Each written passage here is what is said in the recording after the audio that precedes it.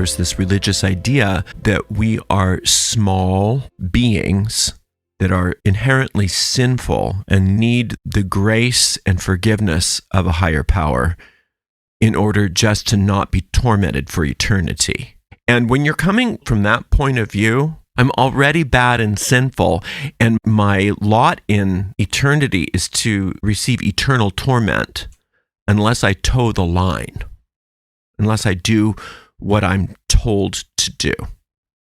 I don't think most of us understood the power of being able to question those things, because when you're indoctrinated into a belief system at a very young age, you don't even know that questioning it is an option. On one hand, we're supposed to believe that there's this loving, benign creator, and then on the other hand, this creator is playing really bizarre games with us. We're just a plaything, and we're being toyed with. And by the way, it doesn't matter if you were raised in this belief system or not. It really doesn't matter, because the overall zeitgeist, the overall understanding is still there in the group mind. And this is where a lot of the old craft gets some of its initiation ceremonies from. Like if you read that book by Paul Husson, Mastering Witchcraft, one of the first things that he suggests you do is to separate yourself from that thought system completely. And his method for doing that is to recite the Lord's Prayer backwards once a day for 3 days. And while you're doing that, to imagine yourself being freed from the shackles of this thought system.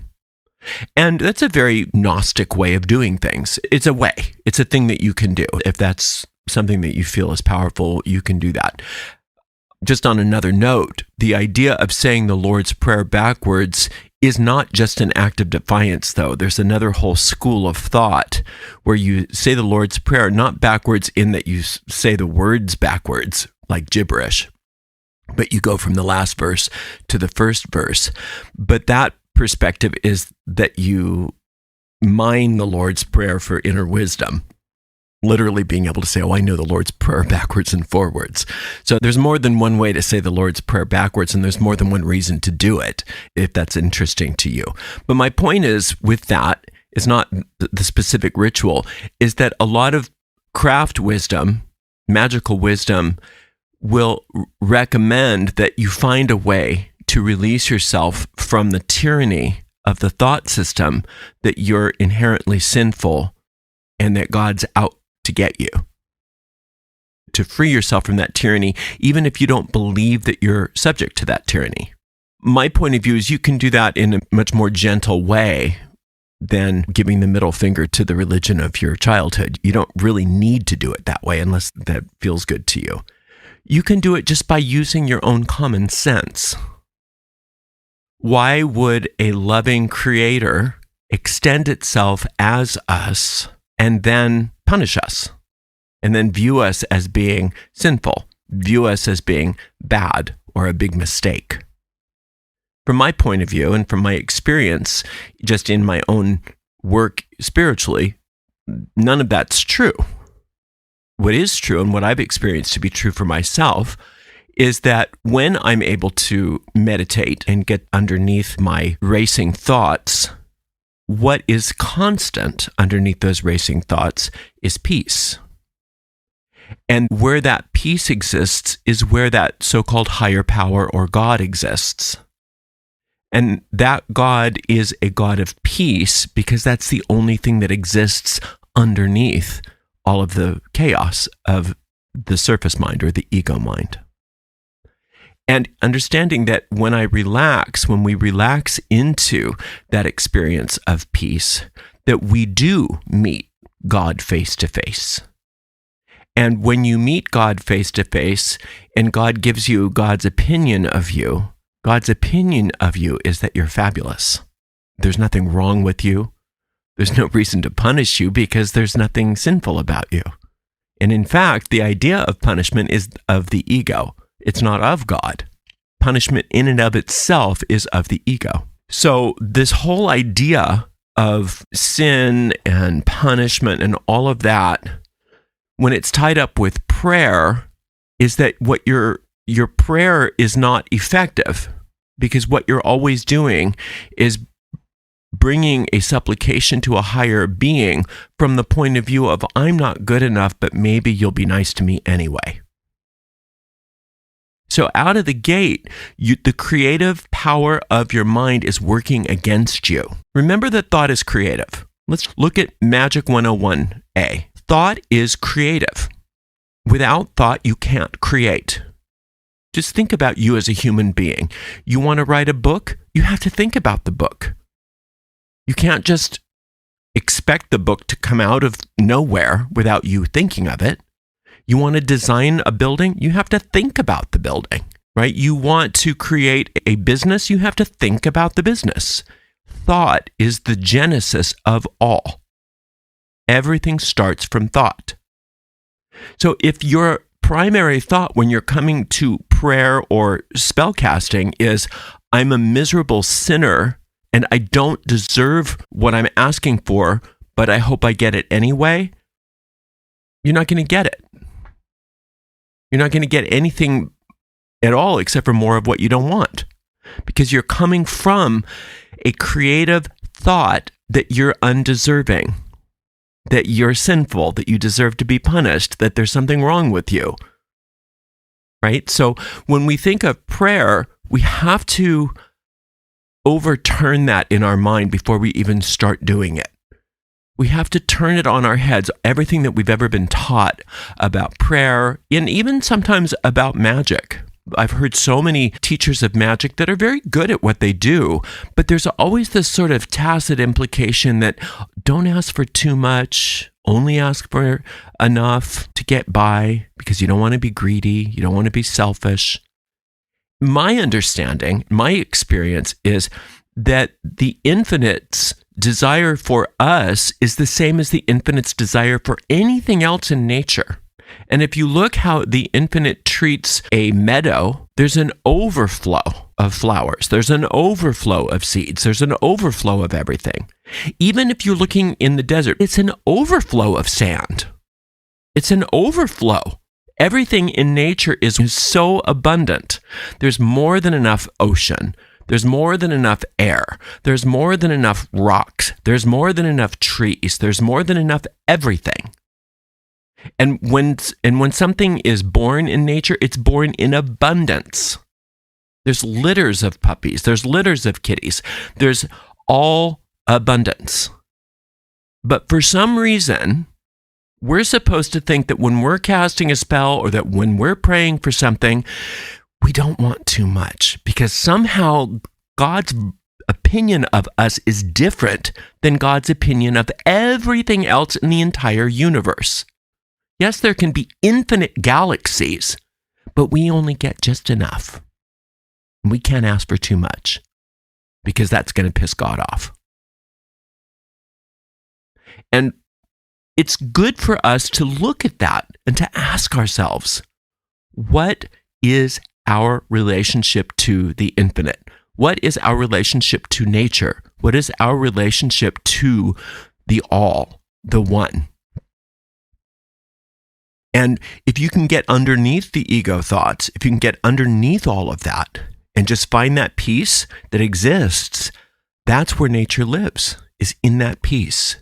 And you'll recognize that it's infinite. There's no limits. There's no limits to what you're allowed to have. Now, we live in a world of limitation. We do. We live just even 3 dimensions in and of itself is, by definition, limits. You can't have 3 dimensions without limits. And that's what the whole demiurge is. A demiurge is an architect. That's the definition of it. So the demiurge is the grand architect of 3-dimensional reality. And people like to anthropomorphize everything. So there's this idea that the demiurge is some sort of sentient being that's out there doing this. But it's not that. The demiurge is nothing more than our collective projections. Remember we talked about that our mind is creative? The demiurge is no more than our collective projections onto the 3-dimensional screen of space of limitation. So, when our species, if you will, decided that we wanted to look at the world in a three-dimensional perspective, that we, for whatever reason, from a mythological perspective, we descended into this world in order to wake up, in order to remember ourselves. That's fine. So if you can see, then we would see the three-dimensional world as sort of a school where we learn things. Some people believe that it's a place of torment, that we're being punished and that's why we're here, etc. But for whatever reason, the three-dimensional world exists as a world of limitation. But the infinite doesn't exist as limitation. And within the world of limitation, the infinite is willing for us to have abundance.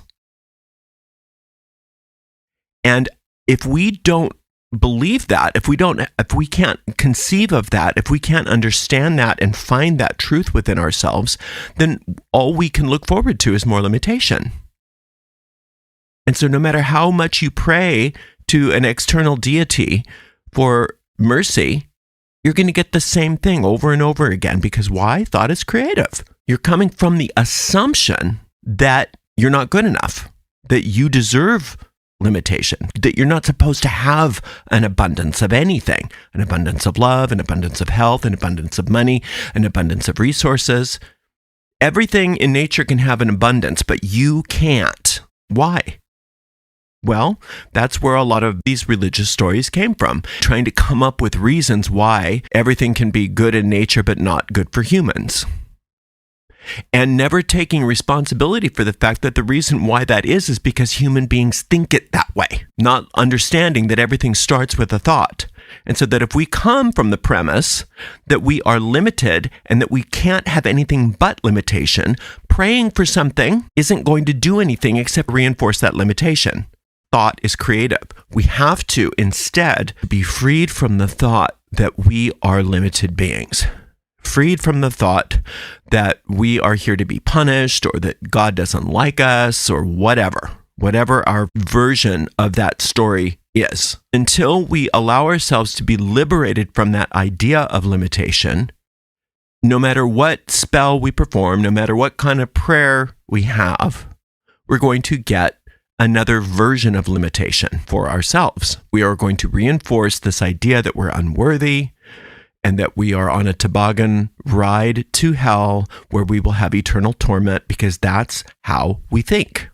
That's the belief system. And you can see it being played out in the world. It's not that this is predestined. This is how we think.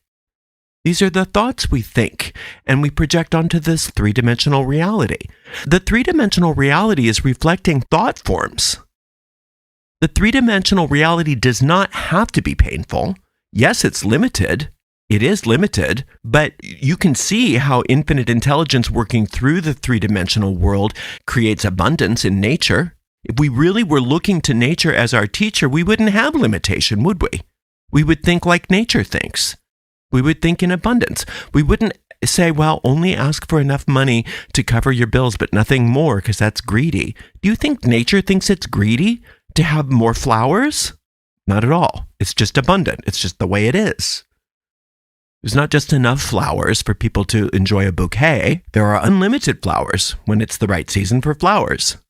As a sentient being who has the ability to have intellectual agency, in other words, you can think any way you want to think if you decide to. You don't have to go along with the group mind.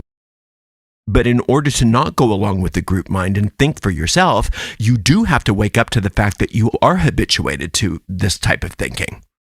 And when you catch yourself thinking that way, notice it.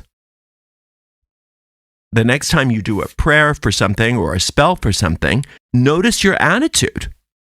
Well, I know I don't really deserve this, but you may not say that out loud.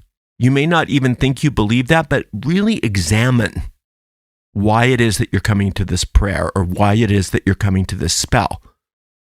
Because there's some sort of limitation, right? And instead of doing the spell or the prayer to relieve you of the thought form of the limitation so that the abundance can shine through, we usually substitute one limitation for a different form of limitation. Limitation is not the will of the infinite. It can't be. Think about just a piece of fruit. All the little seeds inside that apple. Most of those aren't going to become apple trees, but that doesn't mean they stop being there. The potential for them is there. We could, if we wanted to, allow each and every one of those seeds to germinate and have overabundance of apple trees, but we don't need that. But the potential's there. We just open up a tomato. Look at all those little tomato seeds. If you look at the tomato seed by itself, it's not that interesting. It doesn't look that miraculous. It's just this little fleck.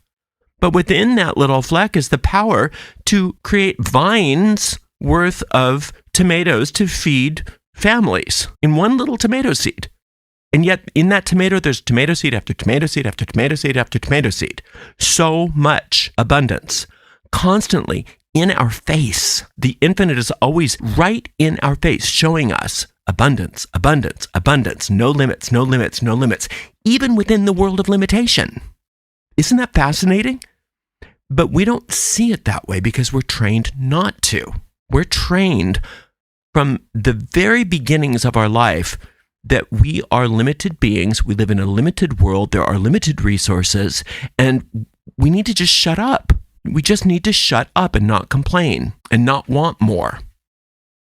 Rather than rebelling against that by finding abundance, we rebel against that by becoming greedy, which is yet another form of the limitation that thought form is playing out.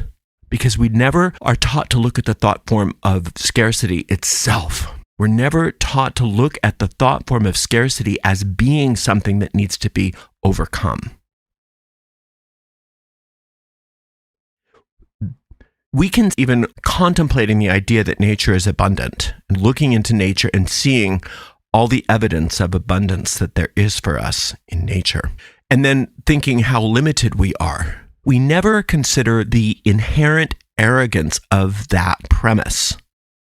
Nature is abundant and I'm limited. In other words, I'm so different from nature. That's arrogant. Humility would be, nature is abundant. I'm part of nature. I'm abundant. I can have what I want. That's humility. Arrogance is, oh, nature's abundant, but I'm different. I'm special.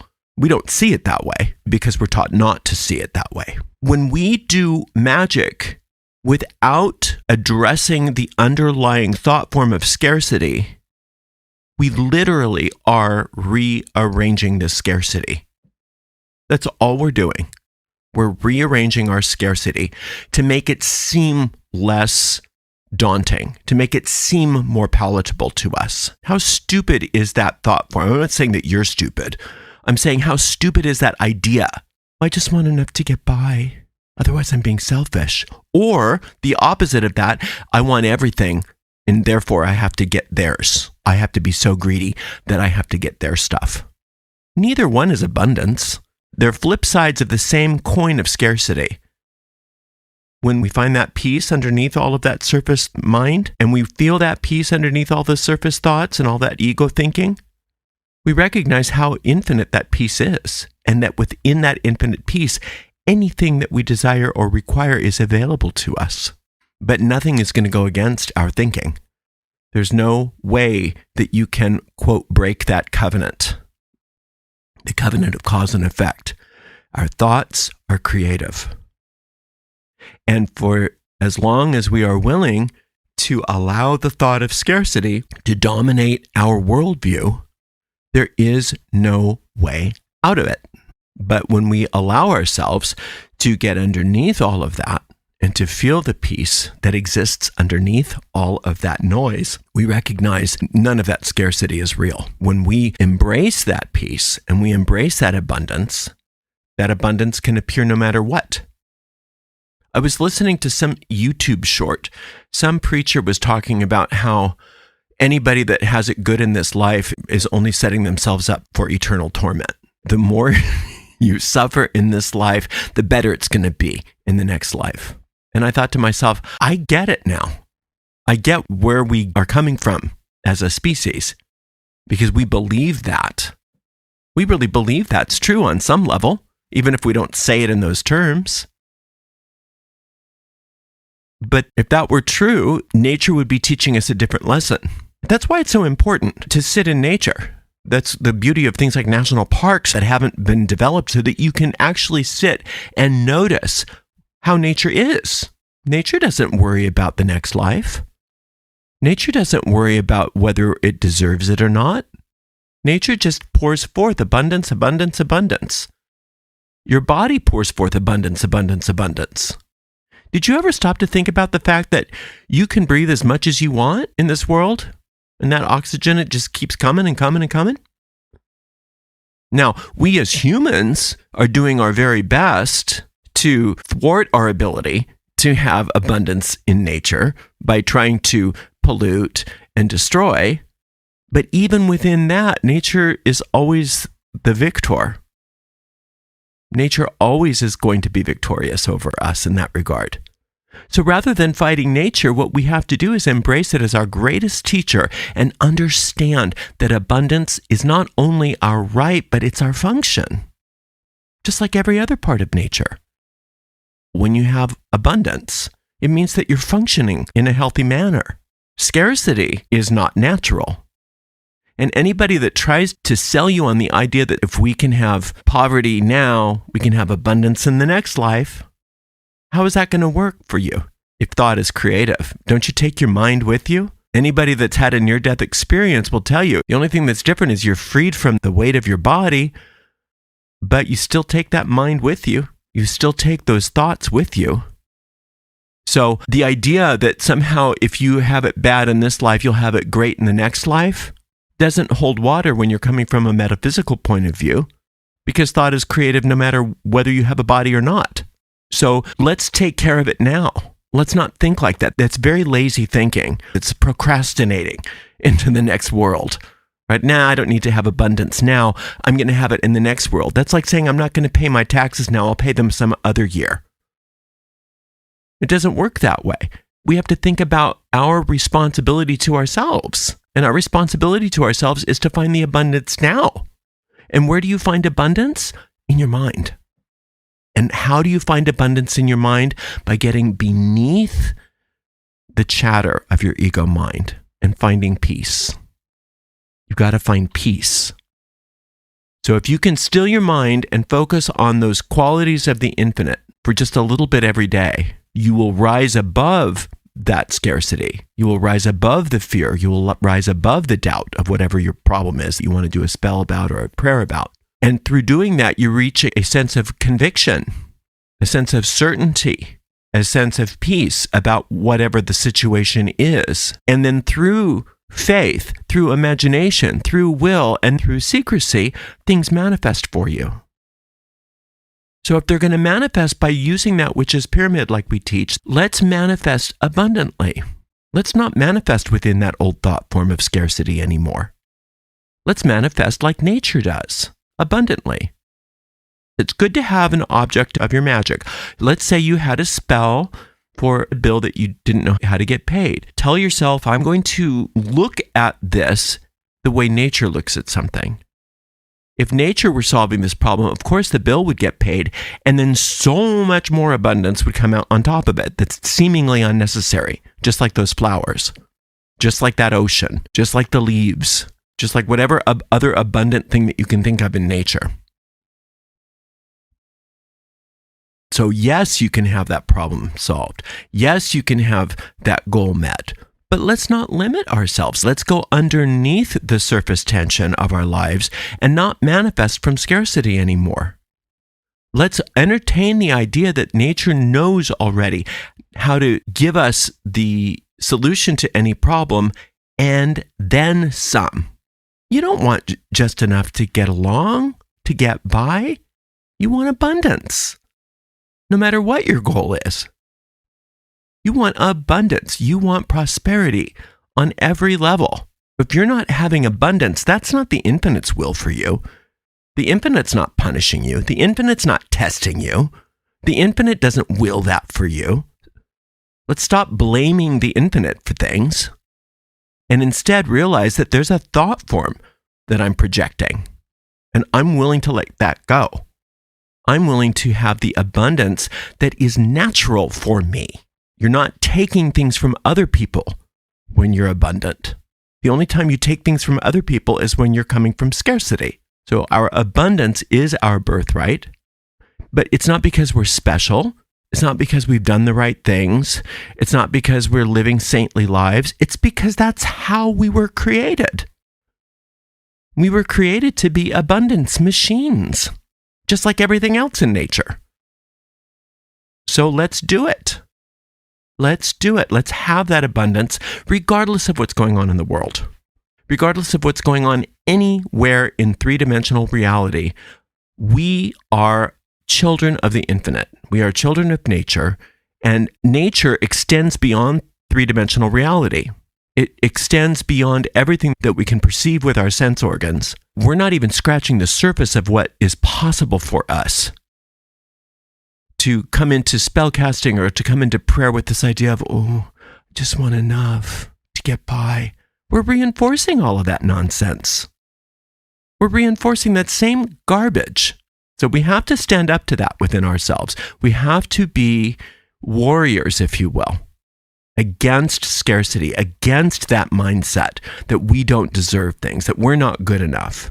And when we rise up against that thought form that we're not good enough and all that stuff, not only do we start getting more abundance in our lives, but we stop acting like such brats and babies and mean people because there's no more motivation to do that. We stop, quote, being sinners because we recognize that's not how we were created. We weren't created sinful. We weren't created less than. We weren't created bad. That's all learned behavior, and we're going to unlearn it.